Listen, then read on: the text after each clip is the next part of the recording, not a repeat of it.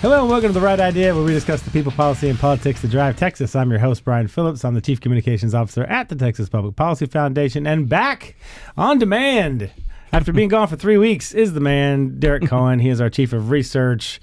How are the Bahamas? Or where, did you take a trip to Wyoming? No, I went slopes. I went to D.C. to raise election integrity questions with my members of Congress. No. Oh, no, wow, we had the commission. Nice. What was it? 3 weeks ago, and then I was in Midland last week, and was in Midland. Plano this week. That's where I'd vacation. I'd go to Midland. Oh, I say to Plano or Midland? Plano, maybe. Dallas is a good spot. All right. Well, thanks. Welcome back. Glad to be here. All right. We got about a month and a half left of session. We're going to get into the big news of the week, of course, is school choice passed, and we'll save our comments for that. But we always like to start something a little fun here at the beginning of the podcast. Our hot take of the week. It is Easter on Sunday. You have small children. I have a small child. So we're going to get into Easter candy because that's going to be a big focus what for people them this want weekend. to talk about. Yeah, right. The thing that we're all really celebrating with Easter, of course, is the candy. But there's it's kind of like there's two kinds of people in the world. You either like Easter candy or you really, really, really hate Easter candy. So we're going to start with that. What do you think is the worst Easter candy? Oh, and I know we had some back and forth about this earlier, but I would have to say I think the worst Easter candy is the Peep. The Peep? Yeah, it's basically marshmallow sugar. Sometimes it's a duck, sometimes it's a rabbit. Either way, just the consistency and all that. And the weird placement of the eye is always really creepy. Well, oh God, I didn't even think of that before now. Nightmares. Yeah, exactly. And it's just like all for what, right? For just sugar and marshmallow. Yeah. It's anti-American. In doing my due diligence and research on this hot topic, it was kind of split. There were a lot of people said, on both lists, the best and worst was the Cadbury egg. Do you get down on the Cadbury egg? No, I wouldn't say it's actually. I probably have a hotter take than most because I would say it's okay. Okay. So, yeah. Oh wow. Yeah, I'm a non-combatant when it comes to the world of Cadbury eggs. The consistency of it's not my thing. Yeah. Definitely not a fan of that. But I can see where some people would like it. It's just not my cup of tea. One thing everybody can agree on, of course, is that caramel corn is the worst candy of all time, and Easter is not spared. Apparently, there's something called bunnies, and they are essentially caramel corn that are painted white and light blue, pastel blue, and pink, and it's essentially exactly the same, and they're called bunnies. And so, how has that not triggered a question about certain social issues in like the legislature? Yeah. The other two I had on here were jelly beans was on the worst list. I saw that. That's jelly bean, ridiculous. And this one I kind of understand a little bit. That giant chocolate bunny. That the kids all say that they want, and then of course they get it and they get sick. They eat the ear of it, and it's like, okay, that's enough. That's enough, and then it just sits in your pantry for the next year. Or worse, you refrigerate it, and it actually becomes like it's such a like honestly, it's like denser than a uranium core at that point. Yeah, just totally forget about it. Oh, I didn't know we still had this. All right. So we're both in agreement. Peeps are the worst. I'm kind of split on jelly beans and chocolate bunnies. Whoever said jelly, like, I don't know who hurt that person, but that's just a ridiculous take. And if you really want to ruin your Easter, your child's Easter, go get the caramel corn painted pastel blue for your child. All right, my favorite part of the show is a shameless plug. Go to texaspolicy.com/the post. It is our weekly newsletter that has some exclusive information, exclusive commentary from me in there, a lot of what TPPF is working on, big news of the day, articles that we're watching. So go to texaspolicy.com/the post if you are not already subscribed. All right, no guest this week. We're just going to run through a bunch of the top issues for the week. And I'll just, right off the top, historic passage of SB 2, school choice, in the House. The first time, ever. It's been 36 years that conservatives have been working on this, or at least 36 years that conservatives have been working on this in Texas. And yesterday was the day it officially passed. This morning, I think literally 25 minutes ago, it passed on third reading, although that was a foregone conclusion. Here we are. We have school choice. So before we get to what's next, which is what everyone's asking us, what did you think about the debate and where we are? What debate? I must have missed that because all the interrogatories from the front and back mics that I heard tended to be on things that weren't even covered in the bill. They tend to be on extant social issues. They tend to be on individual's personal experience, though I would tend to say that lends itself more to, again, not to point out a particular one, but that tends to lend itself more to a adoption of school choice and rejection of it. And we generally seen, the bill was, and, credit to Chairman Buckley and his team and everyone that worked on it, the bill from a policy standpoint was so buttoned up by the time that it got to the floor. It took on one perfecting amendment, and then they voted down an additional 44 of them. And that's because that was the exhortation, that was the venting of the spleen. Because as we saw from the beginning, there definitely weren't the numbers to stop that. Everyone goes, oh, well, people were afraid because Trump called into the caucus meeting. And I was like, I guarantee there was nobody on the fence when that caucus meeting happened. Everybody knew how they were going to vote that day when it got to the floor. Now, don't get me wrong. It's always good to have the president in support as opposed to in opposition of something that is you're trying to do. But that being said, it's there. The vote was the vote. This was litigated several times in March of last year, in November of last year. And basically, Governor Abbott knew that he had the numbers going into this.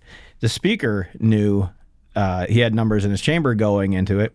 And that's why ultimately I think he voted aye himself, because he's been on this side of the argument for quite some time. Yeah, I mean, I sort of agree that too.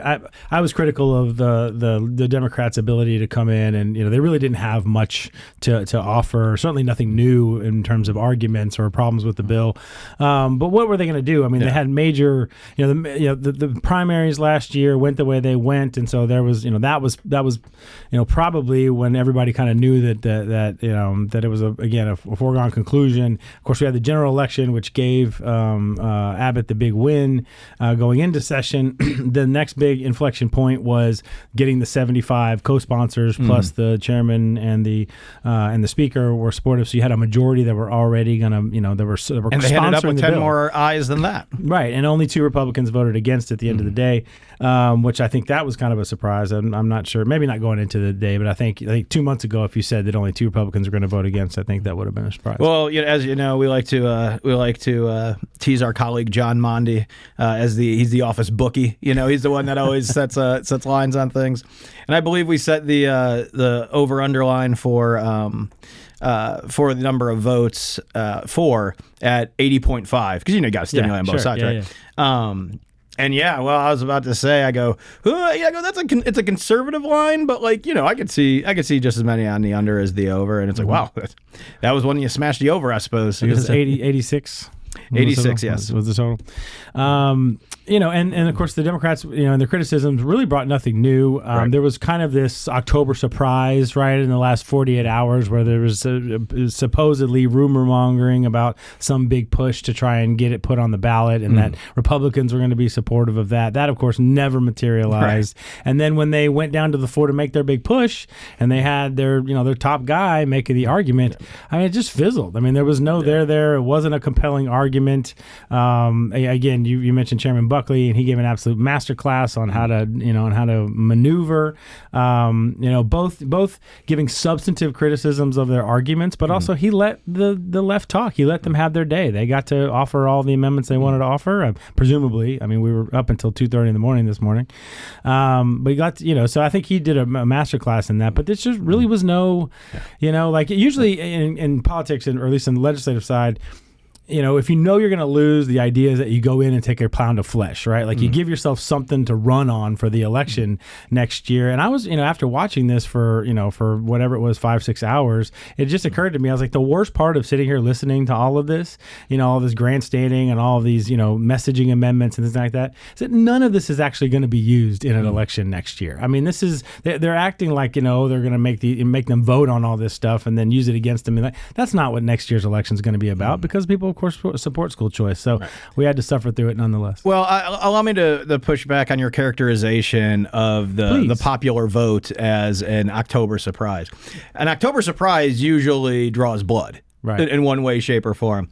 And this was the most transparent, ridiculous AstroTurf project I think I've ever seen, because, again, if you look at this stuff scientifically, where, particular ideas percolate up from and what echo chambers they start resounding in.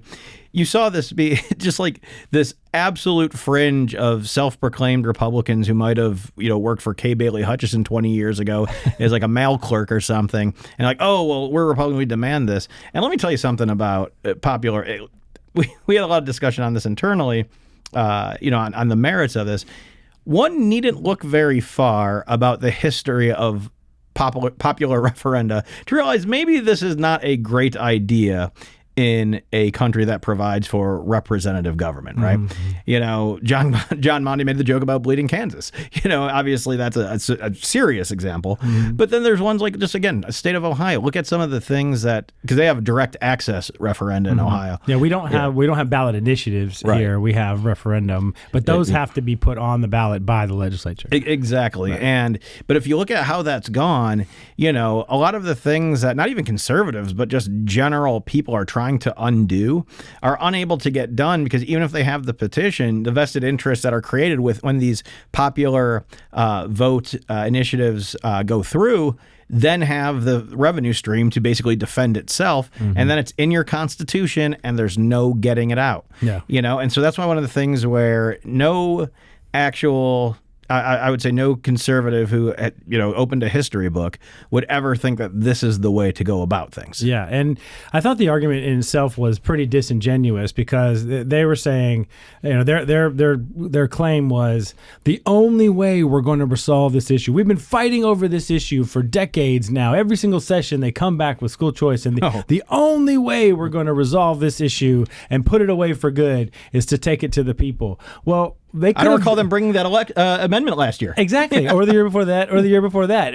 We've been fighting over this, for decades. Why is it just now, all of a sudden, the only way to resolve this issue, now that you don't have the votes and you're going to lose? Why is it now that the only way to resolve this issue is to take it to the people? Well, that was their, I believe I was telling you and some of the other folks, this was their Hail Mary, but they had Will Levis as the quarterback, and I had to look up Will Levis. Did all the memes come up with him clutching his head? Yeah, but he gets hit while he throws, it flutters like 10 yards, and runs back for a pick six, Yeah, and then, but I thought it was interesting history. I mean, they were kind of making the case that, sometimes issues arise that are so controversial that it really needs to be taken to the people and discussed. Well, I looked back. I mean, they used the two examples of referendum in the last 50 years that we've ever had. We've had two. One was dealing with SBOE elections.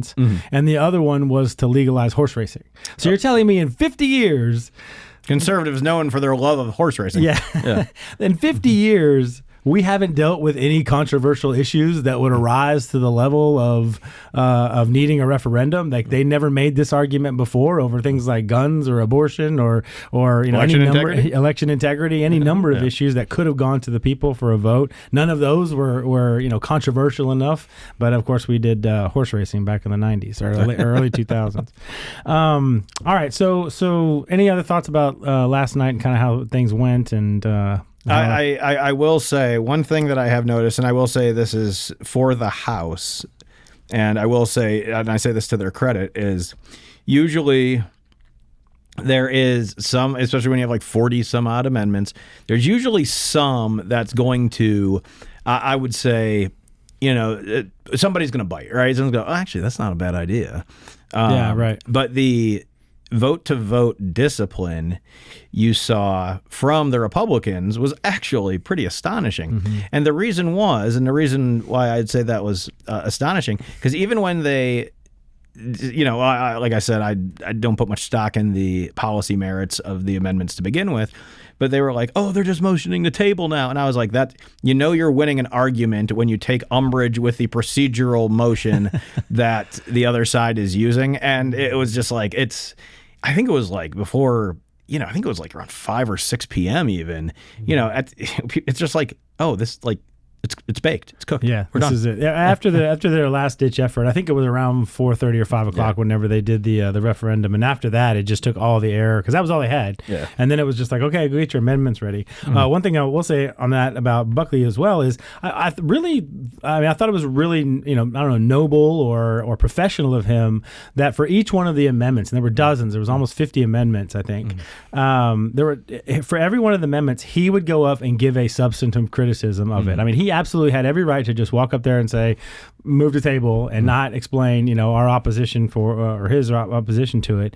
But I thought he did a really good job of like actually providing, hey, that's already in the bill, or we've covered that, or that's not going to work for these reasons, or that's not germane to the bill, or whatever. I thought he did a really good job of at least explaining opposition to it. Well, I think he didn't do that twice, and they were like, "Oh, he's not even," and it's like, "Okay, guys, whatever." Well, one of them was from Representative Wu, and I think he was just, I think his amendment was to call this a terrible bill or something like that. It was something outlandish, and it will not surprise you that I did not read that amendment. Yeah, it was, and I, rather than respond to something that childish, again, he did the adult professional thing and ignored it and just moved on. Which actually, on that note, and this is something that I think needs to be in the House rules going forward, and it needs to apply to both sides, that if you bring an amendment to strike the enacting clause, which is eventually, that's essentially a test vote on the bill, right?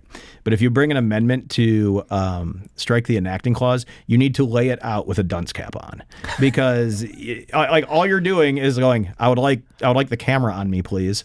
And then you're going ahead and do that. When you are allowed to guarantee to talk on the bill before, but again, it's just an added time to make a complete speech. But they had that amendment pretty early, and it was the same vote that just let all the air out of that. I mean, because it was baked, like you said, at that point. All right, so the big question, and not to get over our skis here, because there's still a lot that needs to happen between now and getting to the governor's desk. But what happens next? I mean, in the short term, governor's desk, and then mid to long term, what happens next? Well, so getting to the governor's desk is not a foregone conclusion at the moment, but the way because some folks that we have here came from out of state or familiar with different legislative rule sets. So explaining about how, essentially it's going to go back to the Senate, and they're going to look at this and say, hey, that's not what we sent over. And then they're going to have a decision to make. They're going to need to decide whether they want to concur with the House's amendments to the Senate bill or not. If they say, it's fine, send it out, like, boom, all the way right to the governor. And if they do not, they'll have to go to conference on that. And the conference is going to be appointed with the two chambers chairman of the bills. So Senator Creighton in the Senate and Senator Buckley in the House, and usually other interested members. So I wouldn't be surprised if, Vice Chair Bernal was on the House side. Sure. And they're basically going to go and negotiate away the differences, and then it will go back to each chamber for a straight up and down vote. So there may still be another House vote coming on this, but if you just see where I would say the coalition is held together, I would highly doubt that we even see any movement at all, if not more than one or two. And if the Senate wanted to prevent any shenanigans by the Democrats from, say, walking out or whatever they can do to try any last-ditch efforts. Hypothetically speaking, I mean, that would be abdicating their duty to the citizens. Yeah. Well, but then they passed some new rules that would punish the walkout situation, so maybe that's helping. Yeah, ones that tend to be cumulative as long as it goes, or the longer it goes on, which this early in session means it's putting some teeth on there. So we'll see what happens there. We've tried, we've been working with Senator Creighton and his staff, try to get him in here. So maybe we'll get him in here between now and then. You're gonna call him like, well, you guys are gonna concur on this right now? It'd just be nice to talk to him about it, especially while it's going on. Actually, that's a great idea, and maybe this is something we can do a post-session show. Creighton and Buckley just in for a War Stories episode. Oh my gosh, yeah. That would be great. A little right idea after dark. Yeah. All right. So then once it goes to the governor's desk, obviously be a big celebration for that. Be excellent. We'll probably have something here at TBPF. I'm sure we'll have some kind of celebration going on. But then in terms of how it works, in other states, we talked a little bit about this, about what's in the Senate bills and kind of the implementation of it. We've seen in other states, and then to cross-promote my boss's podcast, Governor Abbott talked about this with our boss, Greg Tindlar. Once they've learned from other states, don't rush it. You know, they don't Yes. try and pass it in May and have the first kids in school, you know, in September. I mean, there is certainly a sense of urgency around getting, you know, more choice to parents, but you don't want to rush it so that you know, screw up the implementation of it. And so it wouldn't be for this next school year that people would start applying in early 2026. They'd have a few months to apply. Then once the applications close, you have a lottery, and then people know, you know, and then it would move on from there. Well, not only that, but let me yes and that, because I think an important point is that if you look within SB2 currently, and again, this is all subject to change for the reasons we just discussed, but if you look in SB2 currently, it does offer the comptroller the ability to promote some of the, to promote the program itself, which is great because, again, I know there was some discussion about this last night. People were like, oh, well, the school districts can just promote. And I was like, are you insane? Are you Just leave it up to school districts to promote school choice? Hey, did you guys know that if you're unhappy here, you can just leave?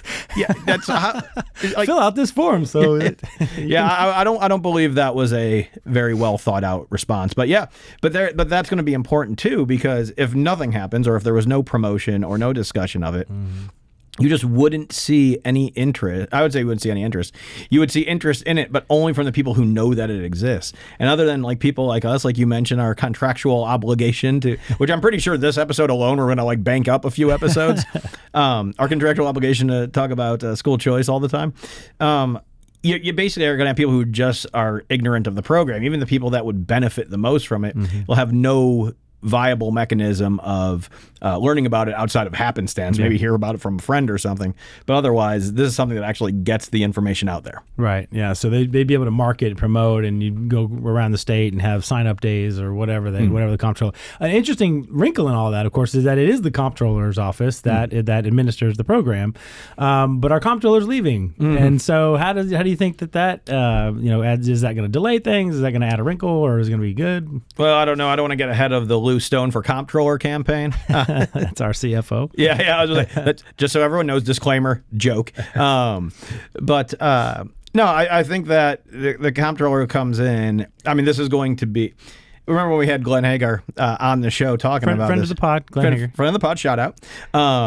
Obviously, he was, you know, one of his main things, and one of the things that he ran on, and I would argue delivered quite well, was the economic health and vitality of the state. He was always upfront with that. He was very transparent about everything that was going on, and that was basically his bread and butter for his comptrollership, right?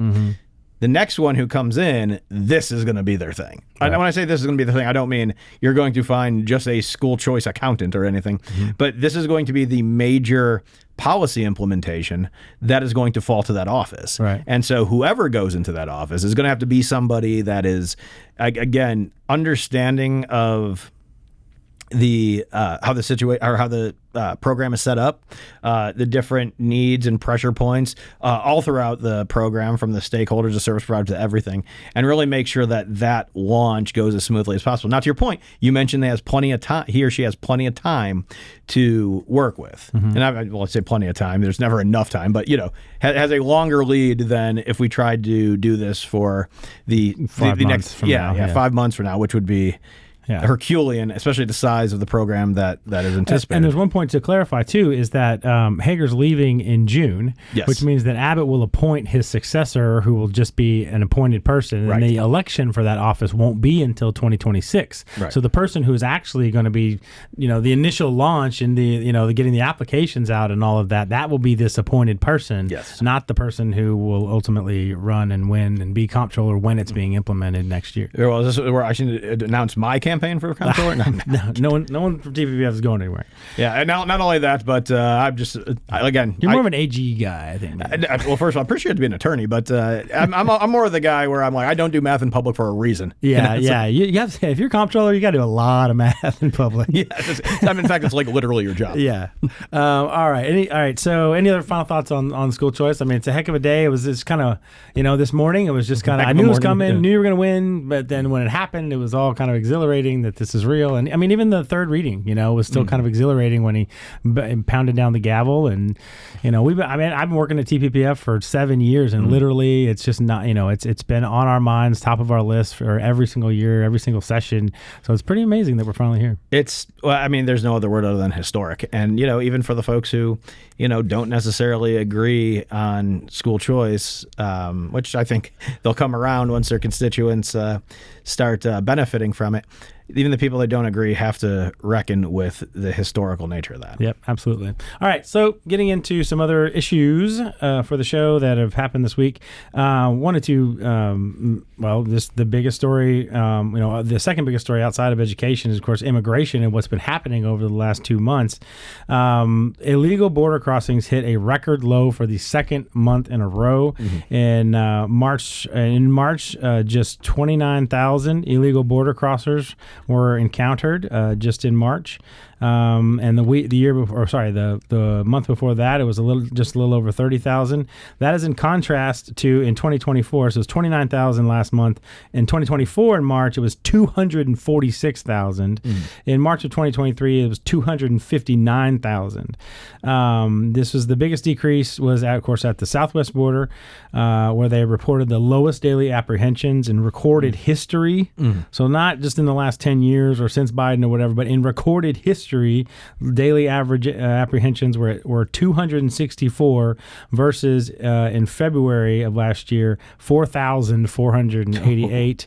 So we can celebrate those numbers and talk about the policy that led there. But really, the thing that just pops off at me is, that's great that all this has worked, but we remember vividly. I mean, this was only a few years ago that Biden was saying, I can't do anything without the legislation being passed. And then when that became untenable, the things that he did were totally ineffective and essentially tried to reverse all the policies or re-reverse all the policies he reversed after he got in get that toothpaste back in the tube. Yeah, exactly. Does this, the bigger question for me is, does this continue to diminish people's faith in our institutions? I mean, when you see this and you remember the president of the United States and the DHS secretary saying they couldn't do anything without Congress or they couldn't do anything as executive order. And then here's Trump comes in 2 months, literally the lowest number of crossings in the country's history.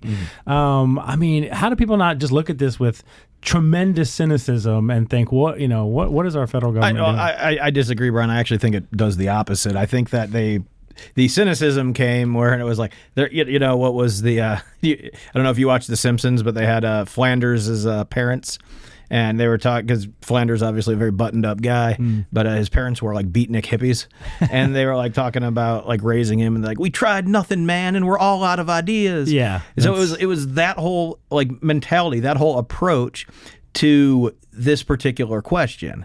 And everyone saw it. They're like, you can do literally anything. Do literally anything the opposite of what you're doing now, and you will have success. And they're like, sorry, can't, man. Can't do it. Yeah, I mean, we got people down there whipping people from horses, what do you want us to do? And, and other sort of lies like that. And it just shows that American people got sick of that. They got sick of lying, too. They got sick of that particular edification of that institution. And then, of course, an election happens, and boom, the entire thing reversed course. And again, this isn't to show that more can't be done or that there more is to be done. But I think this reflects where people are also generally on the immigration question. Now, I know when you start talking about legal immigration, there's an intense debate there too. But I think largely, even when it comes to deporting, non-criminal illegal aliens, now we still see a majority of Americans across the aisle support that. Yeah. This is not something that, but I think that, which does mark a bit of a change in preference from our country's history, is result solely because of the Biden border policies. And so if we're going to point a finger anywhere about a broken institution, it's at least point at this one and say, look, at least it's healable. Yeah. I saw new polling that said the number of Americans who believe that we should deport all illegal aliens is now up to almost 60%. And that number was like 20% 5 or 6 years, maybe 7 or 8 years ago. I mean, deportation was a bad word. They used it against Mitt Romney, if you remember the self-deportation. I don't recall Mitt Romney getting deported. Was back to Utah. or Massachusetts, actually, if you think that far back. Actually, he was born and raised in Mexico. Well, that's true. But throw me off here. Bring me back to 2008. But deportation was an epithet. I mean, that was something that if you thought, if you talked about deportation, you were in the hard right or far right, or you'd be used against you. Now, almost 60% of Americans believe that, and I say all deportation like that, not just the criminal aliens, the ones who who've done bad things here and need to get deported. If you are in the country, even if you are here, working or doing all the things that people say, keeping your nose clean. 60% of Americans believe that all illegal aliens should now be deported, and it's gotten to that point. And it's a real sea change. I mean, it's a real sea change on this issue. All right, let's move on to, we're going to get back into education, get back into higher ed, and this is something I know that is near and dear to your heart, which is faculty at universities. There's a new bill in the Texas Senate that was approved, SB 37, I think is what it is, that could reshape this is how the leftist media portrays it, how history and race are taught at state universities. This is, of course, talking about the institution or the installation of general education review committees. Tell me, do you know a little bit about what they mean by general education? This is not something that I'm familiar with. Long story short, what you're here for. Not specifically in terms of your major, but it's like this is the base level complement of skills and knowledge that you need to have to be a successful matriculant from this university is what that means. Okay, so general education, so this is not something you major in. It just says when you get there, this is the base education. These are the required classes that you have to take. Yeah, usually when it comes to majors, depending on usually that or the contents of that mirror a particular accreditor or maybe even a professional standard. Yeah. But whatever the case may be, each university has a locally determined, general education portfolio. And this says that these review committees would require annual curriculum assessment to ensure alignment with workforce needs and civic preparation. I mean, imagine that we'd actually be teaching kids the skills that they'll need when they get out into the workforce for the jobs that are available for them, not just studying underwater basket weaving. Ohio State's a great university. Explicitly avoiding endorsement of specific ideologies. So, of course, that's another one, too, is that they get there and essentially indoctrinate them and force them. You can't pass the test unless you adhere to this particular ideology, and we've talked about examples with that. And this one I love, programs with fewer than 5 undergraduate enrollees. So not even 5, it has to be fewer than 5. So a classroom of 4 people are subject to review for potential consolidation or elimination, promoting fiscal efficiency. I mean, I would have loved to have gone to a class that only had 4 people in it. I mean, some graduate cohorts I know are that small, but so like this, if you look at what it's trying to do here, it's not even, because somebody might look at this and say, oh, well, you're trying to get rid of any sort of contentious debate or, like a full knowledge base, say, in history, when obviously that would not qualify under, essentially civic preparation. Civic preparation requires getting exposed to bad ideas. The problem is with the universities currently is they only expose you to bad ideas. And then require you to adopt them in order to pass. One thing I like to point out about this is look at I would say recent success, because it was a very slow burn ascendant trajectory. But look at the success of the Federalist Society.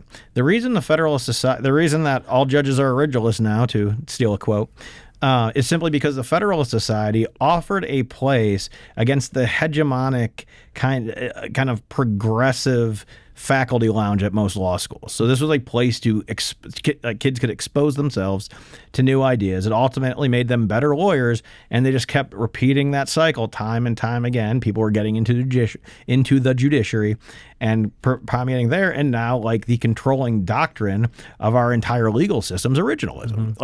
That is almost unheard of success story, but it started because it gave them a different way, a different course, a different understanding. The problem that we have now, again, obviously your English departments are just woke activist departments now. Your blank studies, insert whatever you want in the blank there. They don't actually, those are essentially what teach just conflict perspectives.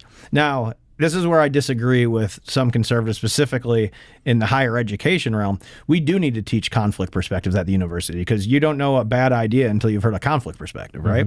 And we had, for coming from criminology, we had plenty of them. I mean, we actually had conflict criminology as a rote one, and then all these derivative ones, but that's neither here nor there. The issue is you need to be exposed to those ideas, and you need to also be able to come to understand why they are bad ideas. But if all you're exposed to is that particular bad idea, specifically in a way where you're exposed to that idea and it's being ascended as like, oh no, this is the way it is, like they do in all these departments, then you're a fish who doesn't know they're wet at that point. Yeah, the pushback has been that what you're describing is tantamount to telling teachers what they can and can't teach. I mean, the headline here, how history and race are supposed to be taught at state universities, and there you're taking away the autonomy and the authority of teachers, good teachers, experts, the people, the subject matter experts in their field, from being able to teach what they want to teach to their students. So I was very when I taught, I was very heavy on the Socratic method. So let me ask you a question here, Brian. Would that be the case? Would that be the case that would be true, that teachers would be censured and that they would actually have, basically prohibited from teaching their preferred ideology? Would that be necessary, or would that even make a difference if it weren't for the fact that every single department hires very homogeneously, right? So again, this is one thing I complain about with the academic job market generally. So you go look at all these PhD programs that produce PhDs. I'll just keep it in criminology, because obviously, we had Matt Logan on here, and everyone was like, well, we want to hear more criminology shows, so I'm going to deliver that for him. But no, let's just say that. So we have 14 families of theory, right? We have 14 families of theory, none of which can be none of them can be operant at the same time. So you basically have 14 distinct and unmergeable ways of viewing the world. Now, if you have that, you're going to when somebody matriculates with a PhD from a university, they are going to be a conflict scholar, biosocial scholar, rational choice theory scholar, whatever the family is. They are going to go to a university that is loaded up with conflict scholars. They are going to match where they're going to go to a university that matches their ideology, because otherwise you're going to give a job talk about, I'm at a rational choice theory university. I'm giving a job talk about like police performance, and they're like, I don't even know what he's talking about. Like, I know what police are conceptually, but, and so they only hire within that, and they basically become these cloisters. And, while you have these sub-disciplines talking to each other, sometimes you don't have a mass clearing of ideas. And it's it's like that across the board in every. Now, don't get me wrong. I'm sure in geology, people are generally can agree what a geode is and what a fossil is and stuff like that. There's probably a little less cloistering there. But even so, you're only going to staff up those departments with that. This is why another thing this bill does is it kind of moves the focus from letting the inmates run the asylum, and I use that term advisedly here, is it actually lets some of the administrators who have been entrusted in doing this to actually make changes within the university. It allows the regents to have some say. If but indirectly, and it offers these things to make the university more in line with what basically the state feels the public good is. And as with any reforms that we've seen recently with university reforms, it's going to take a while for it to to permeate the culture there at the university. So you can make all the rules you want to make, but we saw, efforts to undermine, the anti-CRT and DEI bills. And I'm sure, especially because you're talking about, the faculty here and what they can and can't do, or what they're supposed to be focusing on, you're going to get a lot of pushback. Well, and the old saying goes that scholarship advances one obituary at a time, because people get so ensconced in their particular position on that. Yeah. No, that's a good way to put it. I like to wrap that up. All right, one last story I wanted to hit, just because it's something I think is near and dear to a lot of hearts of conservatives for sure, is protecting kids online. online. And so we've talked a lot about, eliminating social media for kids, getting rid of phones in schools. Our colleague Ari Guajardo had Hillary Hickland on her show the other day on Sweet Tea, cross promotion, awesome. action there. Shameless plug. Yeah, shameless plug for Ari. So go check that out. And she talked a lot about protecting kids online, and even in the stores, she was protecting them. One of the angles that's being looked at right now is this legislation called the App Store Accountability Act. And so there's two ways of thinking. You've got people who want to protect kids from getting access to social media. I think there's a big push for that. But how that's done, of course, is kind of the devil's in the details. One of the sides says the App Store itself. So whether it's the Google App Store or the Apple App Store, that's where the point at that sort of point of sale is where we should be protecting kids so that they can't access certain apps.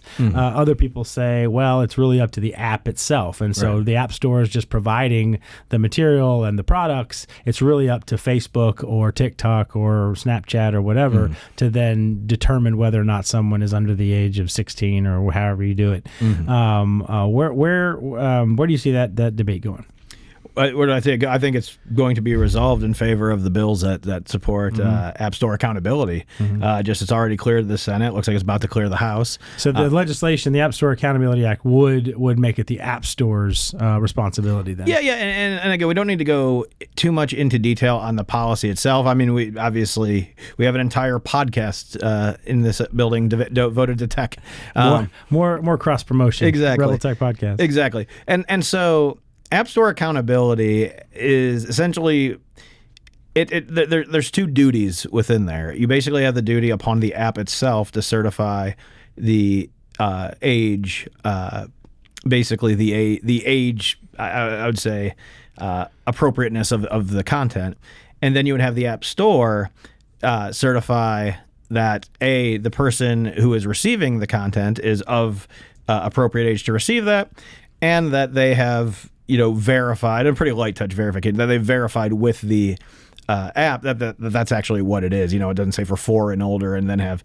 I'm not even going to repeat some of the stories we heard from the two committee hearings we had on this, because some of them are just horrendous. And of course, and this is, and I'll put the opposition aside for a little bit later in the discussion. But essentially, so that's the long and the short of it. So essentially, as a parent, Brian, if your child had an iPhone and it was connected to your account, you would have to verify your age. Then, of course, with both bills, it just deletes your information then, and it tokenizes that you're of age. Yeah. And then your child then would have to seek permission from you in order to download or do anything, every transaction. And again, that's, not terribly different than what it has now. And again, I don't want to put a number on it, but it's like an 85-90% issue. Yeah. Parents want this level of control. The problem comes, and you look at where because again, whether it's enforced with the Deceptive Trade Practices Act, whatever the case might be, the problem comes with who's holding the bag with liability when something goes wrong. Obviously, the app itself doesn't want any trouble with that. The distributors, don't want any. The app stores themselves don't want any trouble with that. So it's who's left holding the bag civilly. And truth be told, it should be both of you. Yeah. And so that's the issue. And so it's funny because we see how this plays out here in Texas. There was a hearing just the other night where this bill was being laid out. And, it's always interesting when you have people flying in from out of state to oppose a bill without talking to the bill author or any of the people that are, active in that space. And they tend to be just usually, whether directly or indirectly, representatives of trade groups. The tech industry. Yeah, which I completely get, because they see this as an additional civil legal burden, right? And, they can be, and it could be argued that it is such, but it could also be argued, and it was argued effectively, that maybe it's time for that. The issue before was this issue, or let's say online safety, we'll just say it broadly, has been boiling for some time. It has boiled over in the Senate several times. It has boiled over in the House a few times. And every time that they're looking to engage on it, they'll often send invitations directly to representatives of the various trade entities that will engage on it. Oftentimes, I can think more as recently as, was it Jared Patterson's HB 900? Or no? No, not 900, but his similar bill like this last year, nobody showed up. No, like it's like, the whole thing of if you're not at the table, you're on it. It's trite and cliche, but like defend your industry. Yeah, you're probably going to have to eat some, let's say, again, to keep our E rating on the podcast, some spoonfuls of cod liver oil over over this. But again, it's if you want to be part of the discussion, you can't just parachute people in, right? Yeah. And so I think the legislatures, and again, I don't mean to speak to, I can only speak to the votes that have already happened and what I've seen in co-authorships and whatnot. This is probably going to happen, and the reason it's probably going to happen at such a degree that it is because of the bad faith engagement up until this point, and now people are just mad and they're sick of it, and that does include the representatives. Well, if we're talking about my daughter, she can authorize her own apps because I'm not buying her an iPhone until she's 25. So she'll be well into adulthood. If You're going to get her a jitterbug at that point? An iPhone, yeah, right. An iPhone out of me or her mother before she's 18. All right, let's get into our favorite section of the podcast, which is the 10-minute drill. Survey says, got some new polling, which isn't great for President Trump. Support for President Trump's handling of the tariff issue has slipped over the past week. Only 41% of voters approve of the way he's handling the issue. 54% now disapprove. Now, he's still holding on to Republicans. About 70-75% of Republicans say that he's doing the right thing on the tariff issue. 85% of Democrats say he's not. So there's a little bit of a red hat, blue hat here. But overall, 41% approve, 54% do not approve. Does this worry you about the overall approval of the president? No, I mean, it's a I use this term advisedly, a market signal of people's, I would say, content with this, not necessarily with the policy itself, but the outcomes. The direct, them opening their 401k and seeing an awful lot of red. And I think that specifically, if you look at demographics within the current Republican coalition, it tends to be a lot of older individuals and people who are incredibly sensitive to large changes in the market. Fixed incomes or retirement income, or they're about to retire or something like that. But I don't think the perspective that we have to deal with, though, is that there was no affirmative case meant for what these tariffs were seeking to do. We got like 3 different ones. We got, this is to hem in China. It's to raise enough money to get rid of income tax, which don't threaten me with a good time. Yeah. And there are a couple of other ones as well. And the thing is, it's like that's not really how, from an economics perspective, this works. Because if if we're going to, because tariffs are, if we're going to use it to, say, hem in China, we are going to be collecting less of them as the trade reprioritizes to that new, I would say, geopolitical sensitive trade mechanism that we're proposing, right? That's going to mean we're going to collect less tariffs. How are we going to collect? If we collect less of it, then how are we going to get rid of the income tax?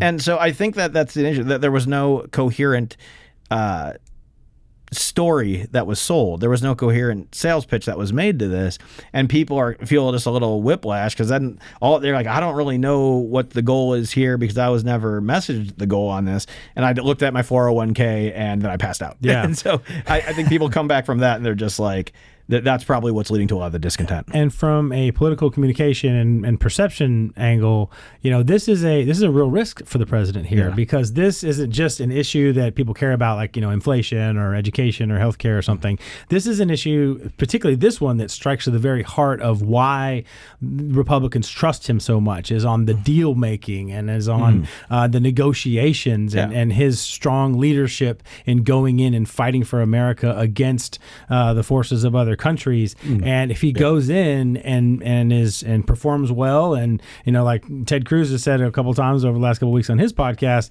if it goes in and it all works out well, this is going to have a huge positive effect. I mean, he's going to have a major rebound out of this because, again, it goes right to the heart of his brand, which is the ability to go in and make a deal. But if it fails, it again also strikes at the heart of his brand, which is to go in and make a deal. And if he fails, then it really maybe in the eyes eyes of Republicans, certainly, Democrats are going to believe, awful things about him regardless. But in the eyes of Republicans, does this start to sully their image of him if it doesn't go as well as it should, if it fails, or maybe if it takes longer than what he's predicting? Well, and that's where I think the bet gets riskier, because I get, like, to your point and to Senator Cruz's point, puts a lot of chips into the center of the table on this one. The issue is we're talking about things that are glacial, like trade relationships and trade pathways are things that take years, if not decades, to form.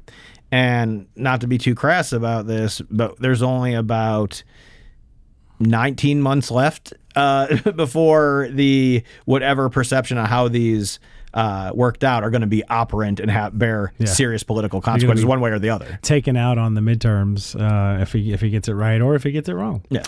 All right. So we'll jump into the last segment, or second to last segment quickly, or the second segment of the 10-minute drill. I'll get it right sometime. Lies, damn lies, and statistics. One of the issues that we're working on here at TPPF and in the legislature is the issue of non-compete agreements for doctors. Here's the big stat. Non-compete agreements deny 45% of American physicians the ability to work at multiple sites, open their own practices, offer free care to indigent populations, or continue treating patients unless they relocate. So the issue here is that doctors have to sign these non-competes in order to work at hospitals, but if they want to move somewhere, a lot of times they have to move 100 miles away, which of course takes them away from their patients. Non-competes make a lot of sense in certain industries, not so much in healthcare industries for a couple reasons. One, pretty sure the human body had been patented several thousand years ago. Right. And non-competes are there to protect things like proprietary information, or to protect, if someone invests in you as a worker, they want to make sure that they're getting their ROI for your investment.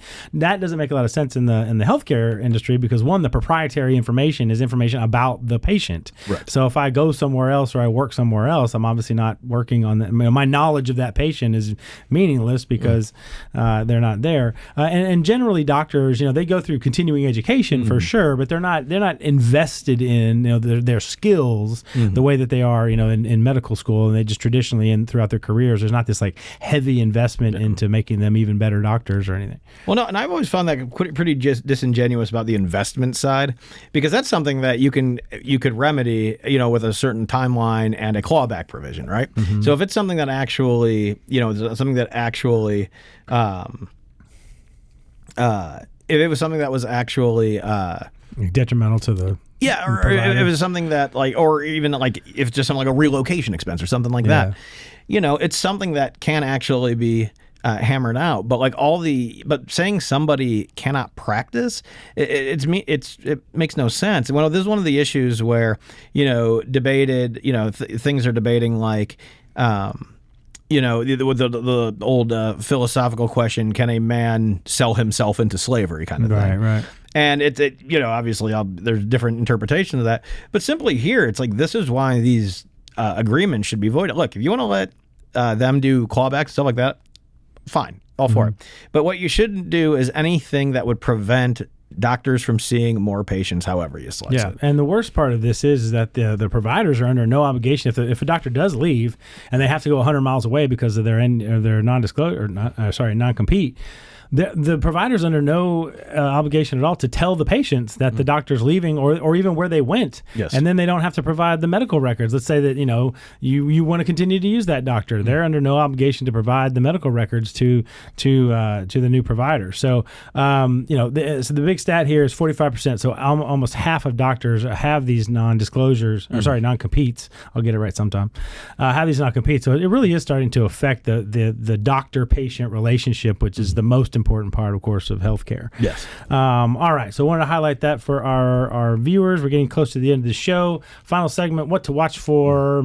I'll let you start. Well, I think we talked it to death. Obviously, want to see what happens with the motion to concur or to confer over in the Senate for SB2. I think that's the number one. Other than that, what I would say I'm watching for would be what fills the void, what fills the consciousness space that school choice had taken up for so long. I mean, I have ideas was probably going to be. It's probably going to have to begin with a P and end with property taxes. But we'll see. I think there's also a lot of other issues that are in that like 1A tier that folks are looking ready to tackle as well. Yeah, I think you're right. I think property tax is what to watch for. I may have mentioned it previously, but our poll at the beginning of the year showed that we asked the question every time we do a poll, are property taxes a burden for you and your family? And we received, it was 81% last time, which is the highest we have ever polled it. 81% say property taxes is a burden for families. I think the legislature is finally getting the right message on this, and the fact that I heard Lieutenant Governor Dan Patrick say that including this year they will have provided $51 billion. The state will have provided $51 billion in property tax the last 3 years, and yet 75% of the public say that their taxes either stayed the same or they went up. So it's not getting down to the actual taxpayer. I wonder where it's going. And the reason why, of course, is because the locals come in and suck up all the tax relief that the state is providing. And I think the state is finally understanding that message and is going to have to attack that issue at the local level. So I think you're right. I think property taxes will be the thing that fills the void.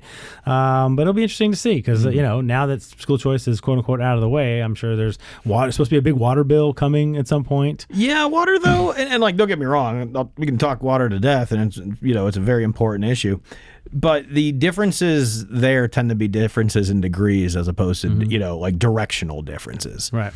Which I think we see in some others. So I think there might be one or two knockdown dragouts on the water issue, but I think that we will end the session with a very large water bill. Oh, yeah. Chaos enjoys and likes a vacuum, or whatever the saying is. Yeah.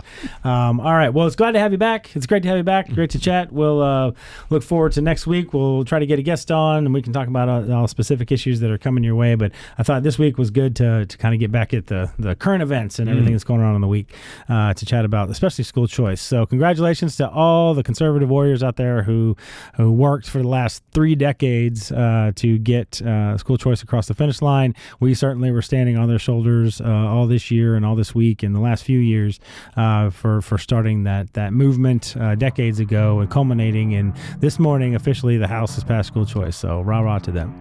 And rah-rah to you. And thank you for listening and thank you for watching. As we always like to say at the end of the show, in the immortal words of Sam Houston, do good and risk the consequences. We'll see you next time.